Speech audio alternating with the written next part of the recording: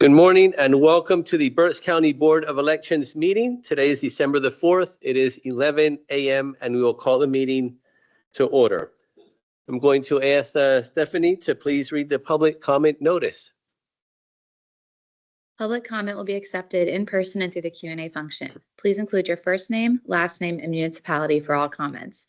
Any comments without name and municipality will not be considered. Each citizen can submit one comment. Comment length is dictated by limitations of the platform being used, Teams Q&A. In-person comments will be accepted first, followed by comments submitted virtually. The meeting comment period is limited to a total of 30 minutes, including both in-person and virtual comments.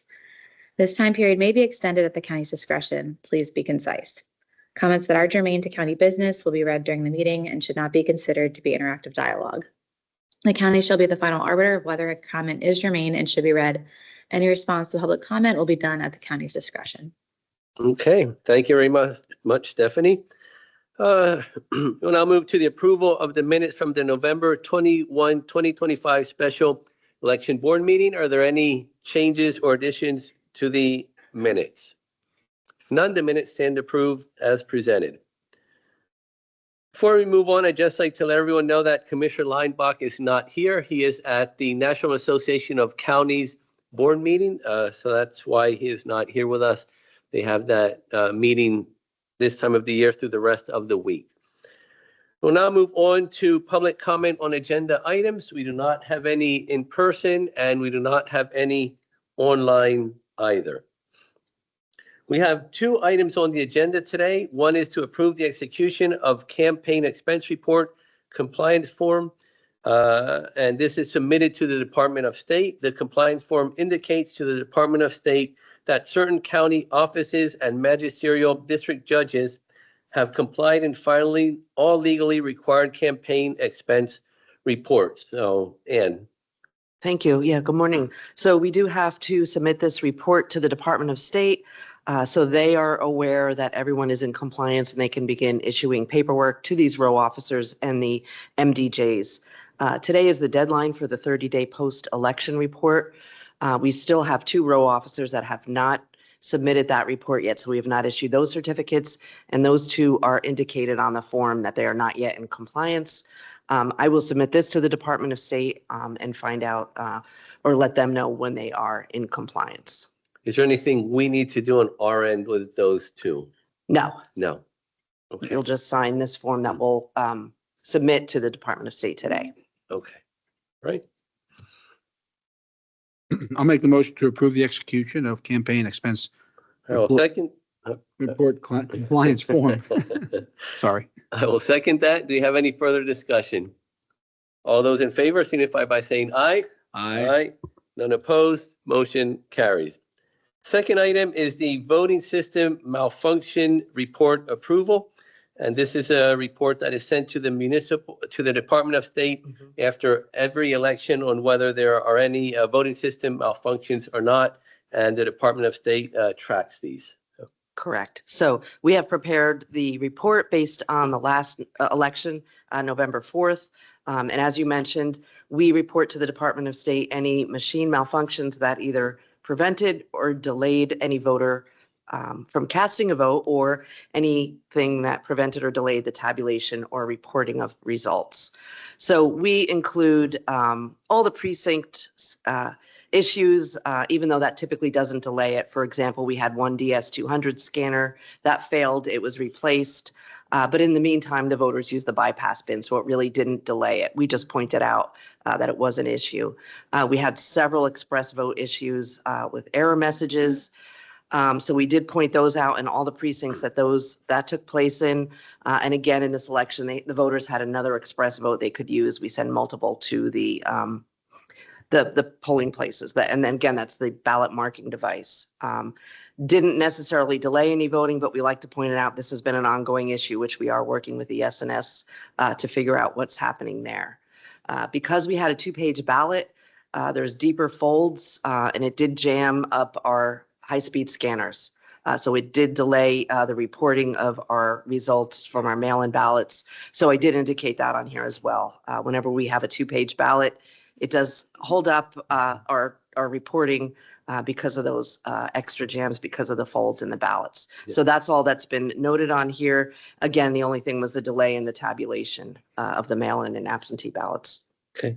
And again, just make clear that none of the issues caused anyone to not be able to vote or to have to Correct. wait additional time there. Nothing like that. It was all, there's things that can be done to be able to Right. make sure that people can continue to vote and get underway after they vote. But like you said, it is something we do want to look into. Mhm. We don't want to leave that for the next election as well. We want to look at what caused it. We said we are working with Yeah. ESNS and other things we're looking at as well Correct. to try to determine what was the issue with these machines and try to get them fixed for the next election. Again, it did not change any votes. It did not, allow anyone or make anyone not be able to vote. So also, and want to add to that as well, just what is today? Thursday. Mhm. On Tuesday, no, yesterday. Sorry, days get mixed up here. Just yesterday, we were looking at possible new machine, which counts the ballots. What Ann was mentioning was about the double fold. We had this in 23 as well, when we had two papers for the ballots. For some reason, the fold seemed to be maybe a little more rough, or not sure what the issue is. But that's what jams the ballots in the ballot count in the machines when they're being counted. The new machine we're looking at is set up a different way, which actually puts it through and then lays it down on top of the others, preventing the top ballot from pushing the ballot underneath and making them all crumble up together.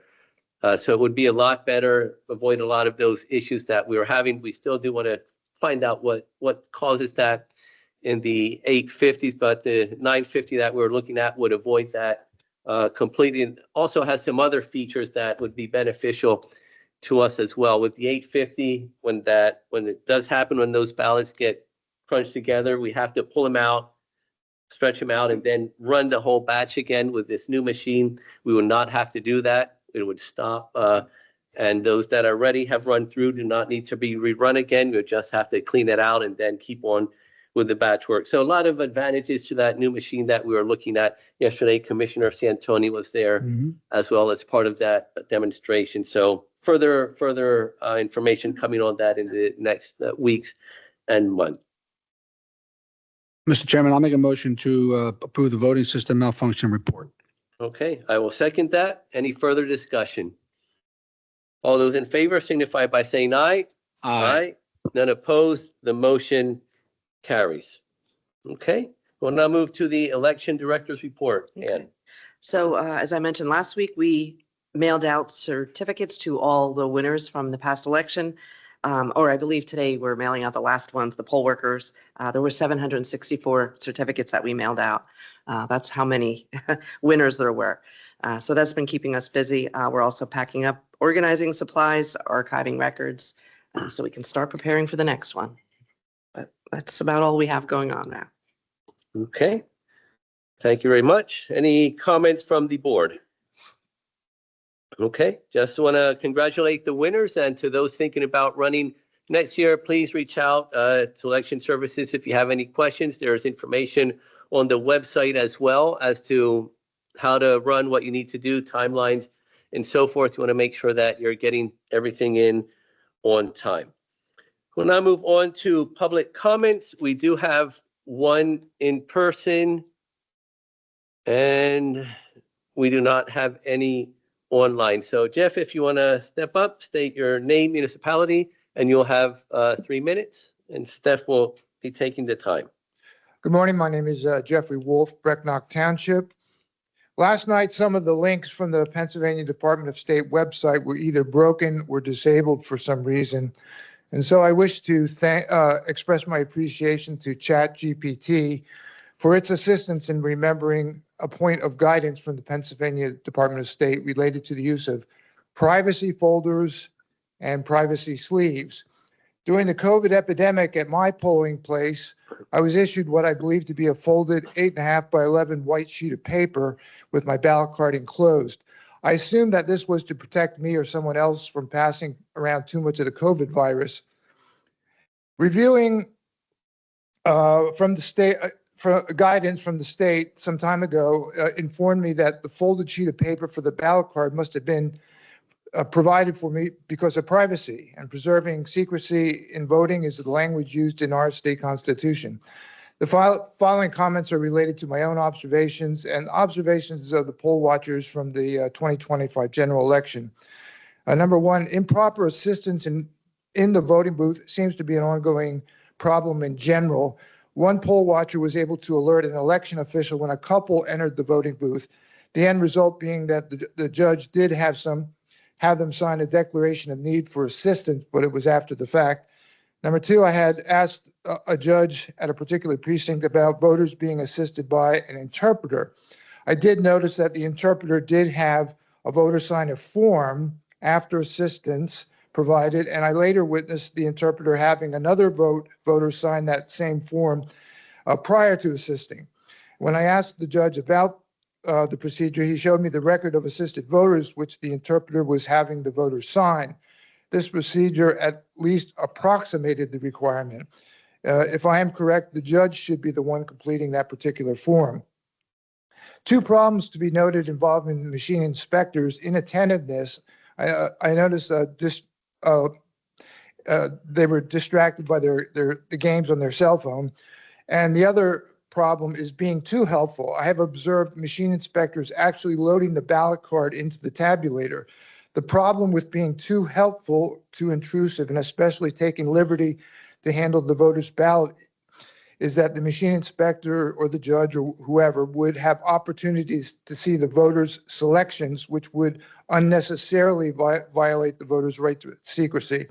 As far as the privacy sleeves go, why don't we just ask the voters to bring their own sheet of scrap paper? That would solve that problem.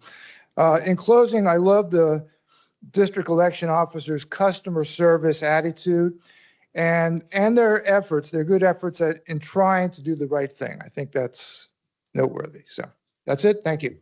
Okay, thank you for your comments, Jeff. All right, we do not have any other comments. I make a motion, we adjourn. The meeting is adjourned. Thank you.